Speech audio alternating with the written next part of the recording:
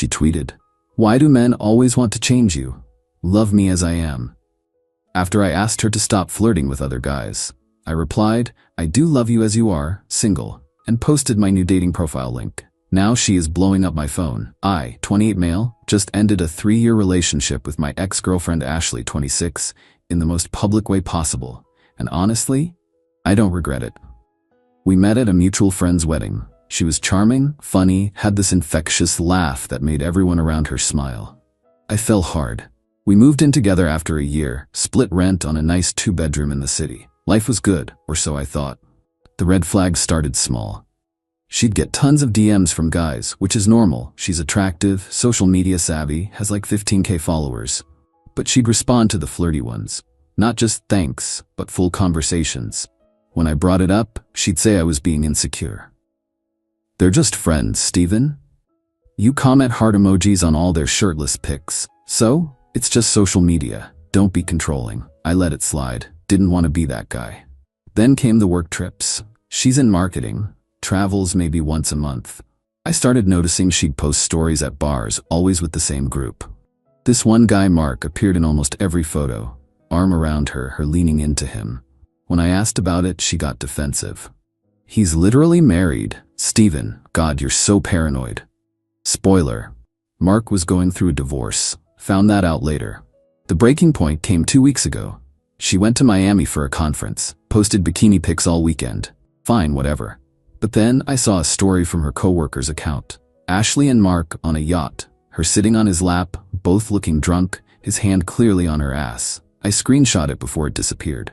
When she got back, I confronted her, showed her the photo.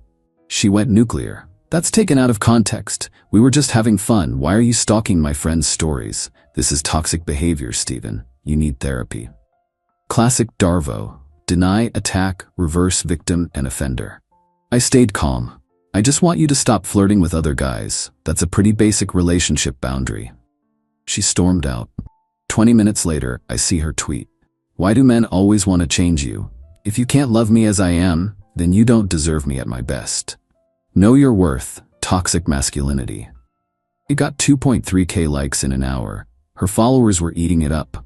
Comments about how men are insecure, controlling, threatened by confident women. She was painting me as some possessive boyfriend who couldn't handle her having male friends. I sat there in our apartment looking at our photos on the wall and decided I was done. See, what Ashley didn't know was that I'd been documenting everything for months. Not because I planned some revenge. I just started keeping receipts when the gaslighting began. Screenshots of her flirty DMs, timestamps of when she said she'd be home versus when she actually showed up, photos she deleted but I'd already saved. I spent that night packing her stuff. Carefully. All her clothes, makeup, that expensive coffee machine she loved. Everything in boxes, labeled, ready to go. Then I did something petty but satisfying. I replied to her tweet. "I do love you as you are, single. That's why I'm setting you free to be yourself." And attached a link to my newly created dating profile. The internet went insane. Within minutes, her friends were flooding my DMs. Her phone started blowing up. I could hear it from the bedroom where she was rage scrolling. She came storming out. "What the heck, Steven? Delete that right now." "Why? I'm just being myself. Isn't that what you want?" "This is different. You're humiliating me." Like how you humiliated me by calling me toxic to thousands of strangers. She tried to grab my phone. I stepped back. "Ashley, we're done. Your stuff is packed. You can crash at Mark's." "I told you, Mark is just going through a divorce." "Yeah, his wife reached out to me last week. Apparently, you're not the first coworker he's gotten handsy with on a company trip." Her face went white. "You talked to his wife?" She DM'd me after seeing the yacht photos. "Turns out she follows your coworker too. Small world." Ashley's phone was going nuclear, notifications nonstop. See my dating profile link? It redirected to an I Am Girl album. Nothing malicious, just screenshots. Her tweet history subtweeting me. The photos of her and Mark she'd posted and deleted. Her flirty DMs with guys where she never mentioned a boyfriend, including some with her personal trainer. All public information she'd posted herself. I just compiled it. "You're completely insane." She was shaking. "This is harassment. I'll sue you." "For what? Sharing your own posts?" She called her best friend Betty, put her on speaker. Big mistake. Betty, Steven is being a psycho. He's trying to ruin my reputation. Ashley, everyone can see those screenshots. Is that really you flirting with your trainer while you were with Steven? That's not the point. Girl, you literally tweeted last month about how Steven was too boring in bed. That's so messed up. Ashley hung up, looked at me with pure hatred. I want you out. This is my apartment too. Actually, check the lease. I'm the only one on it. We never added you when you moved in, so legally you're a subtenant. Here's your 30-day notice. I handed her the letter I'd prepared. But since you'll probably want to leave sooner, I'm happy to let you go immediately. She threw a glass at the wall. It shattered. Classic Ashley. When logic failed, anger followed. You planned this. No, Ashley, I plan to marry you. This is just me finally standing up for myself. She left that night, took an Uber to her sister's place, left half her stuff behind. Update 1. It's been a week since the tweet incident. Buckle up, because Ashley went full scorched earth. First, she tried to flip the narrative.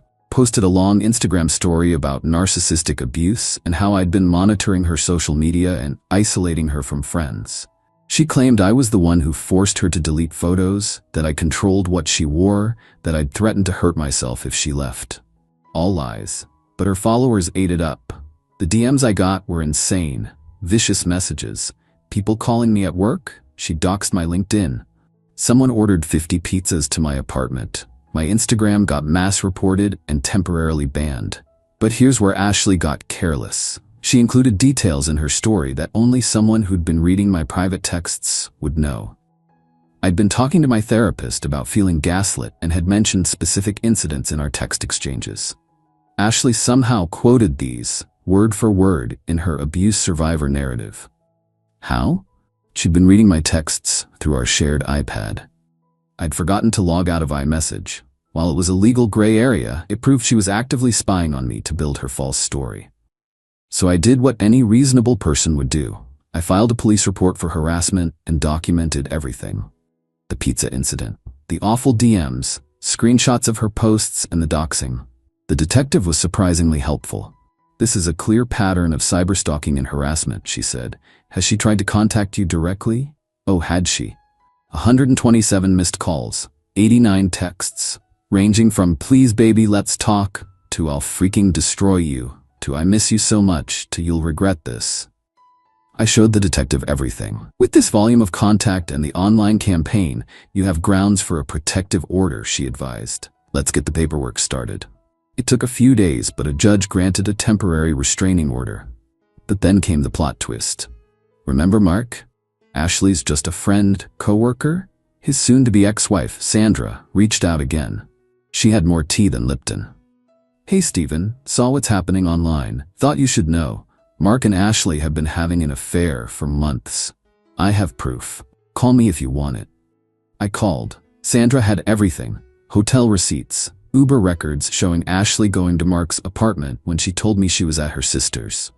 Even a particularly damning video from a security camera in Mark's building lobby, Ashley and him making out in the elevator. I hired a PI during my divorce proceedings, Sandra explained. Found out about 3 other women. Ashley's just the latest. I'm sorry you got caught up in this. I thanked her, then made a decision. I wasn't going to post the evidence online, but I was going to protect myself. I went to Ashley's company's HR. Now before you judge me, I didn't want to get her fired. But she was using company resources to conduct an affair, and now she was harassing me to the point where police were involved. HR needed to know. The meeting was awkward. I showed them the harassment, the police report, and mentioned the affair with Mark without showing Sandra's evidence. That felt too far. They took it very seriously. Said they'd launch a formal investigation.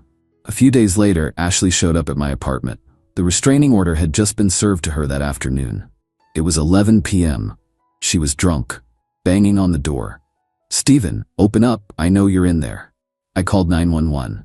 Stayed inside. Recorded everything on my phone. You went to my work? You trying to get me fired after everything I did for you? Ashley, I've called the police. You need to leave. You're violating a court order. Forget you. You ruined my life. Everyone thinks I'm a cheater. You are a cheater. She went quiet. Then, how did you? Sandra says hi. She lost it, started kicking the door, screaming obscenities. The neighbors came out. Dorothy from 4B threatened to call the cops herself. Already called them, I said through the door. Ashley tried to run when she heard the sirens. Didn't get far in her heels. The cops took her in for drunk and disorderly conduct and for violating the brand new restraining order. I thought that would be the end. I was wrong. Update 2. Ashley made bail the next morning. Her sister posted it. And apparently, while sitting in that cell, Ashley had plotted her revenge. First, she went nuclear on social media. But smarter this time. She hired a reputation management firm. They crafted this whole narrative about how she was a victim of digital stalking and intimate partner surveillance. Never mind that I hadn't posted anything intimate, just her own public posts. The firm started pushing articles on Medium, getting her interviews on small podcasts about surviving digital abuse. The campaign was effective. Justice for Ashley started trending in our city. Local influencers picked it up. She painted herself as a champion for women's digital privacy. But the real blow came from an unexpected place. My landlord called. "Steven, I've been getting complaints.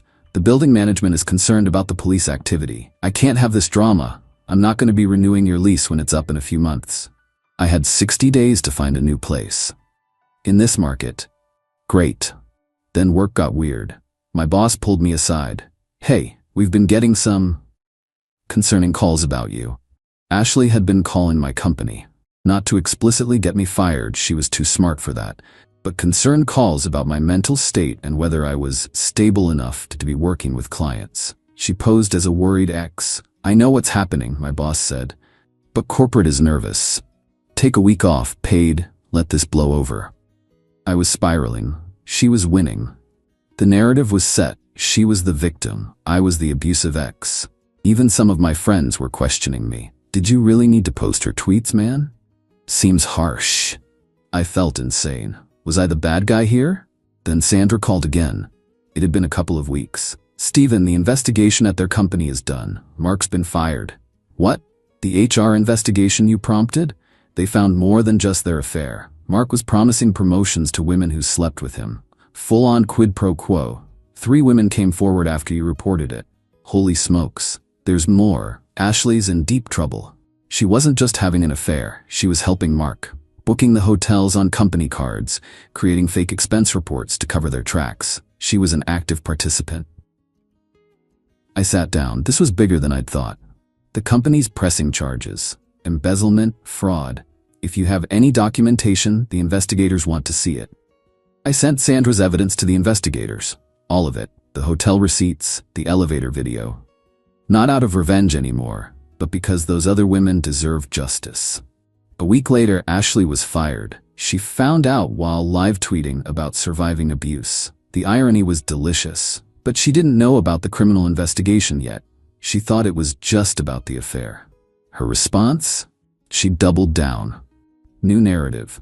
She was fired for being a whistleblower. She'd been trying to report Mark's behavior, lie, and the company retaliated. Bigger lie. Then she and her reputation firm made their biggest mistake.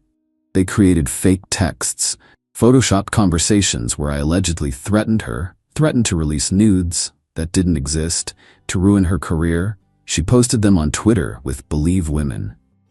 But her pricey reputation firm messed up. The fonts were slightly off.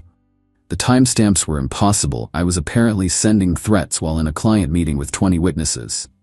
The internet's amateur detectives tore them apart in hours.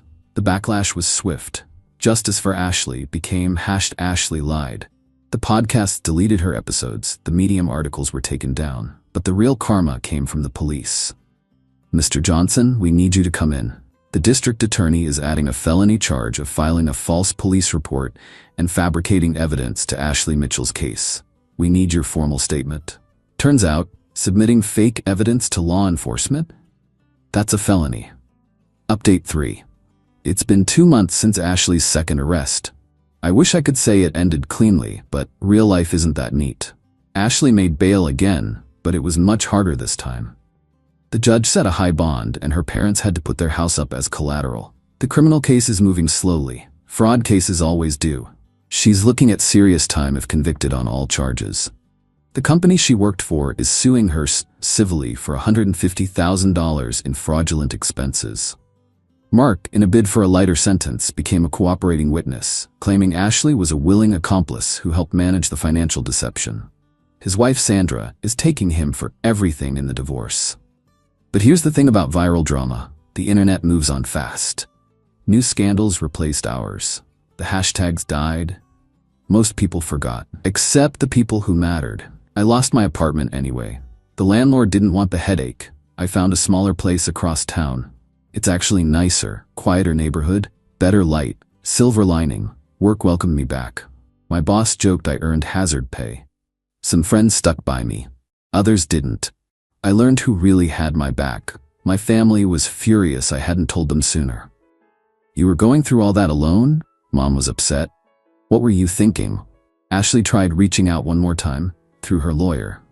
A settlement offer arrived, a mutual non-disparagement agreement. She'd drop any potential civil claims if I would agree to tell the prosecutor I didn't want her prosecuted to the fullest extent of the law. I had my lawyer send back a one-word reply, no.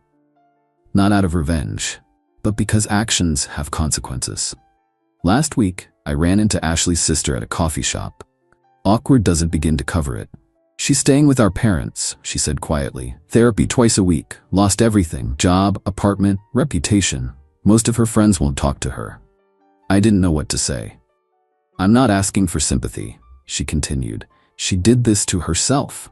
But Stephen, she's sick, really sick. The therapist thinks it's narcissistic personality disorder, maybe borderline. The lying, the manipulation, the inability to accept fault, it's pathological. I hope she gets help, I said, and meant it. She still thinks you ruined her life. Can't accept she did it herself. Probably never will. We parted ways. Haven't seen either of them since. So here I am, a few months later. Smaller apartment, same job, fewer but better friends. In therapy myself, turns out being gaslit for years does damage. Who knew? Am I happy? Not yet. But I'm free. No more walking on eggshells. No more being told I'm crazy for expecting basic respect. No more public humiliation disguised as just being myself. Ashley's trial starts in a few months. I'll testify. Tell the truth. What happens after that is up to the jury. Sometimes I check her social media. She's private now. 500 followers instead of 15K. Posts motivational quotes about surviving hardship, still painting herself as the victim. But I don't care anymore. That's growth, right? To anyone dealing with a similar situation, document everything. Trust your gut. Don't let anyone make you feel crazy for having boundaries. And when someone shows you who they are, believe them the first time. I didn't. Took me 3 years and a very public breakdown to see the truth. But hey, at least the sex was good. That's a joke. It was mediocre at best. She really did tweet about that though. That one stung. Anyway, that's my story. Not the clean revenge tale everyone wants. No perfect comeuppance. Just messy, complicated, human drama with no real winners. But I'm okay with that. Finally.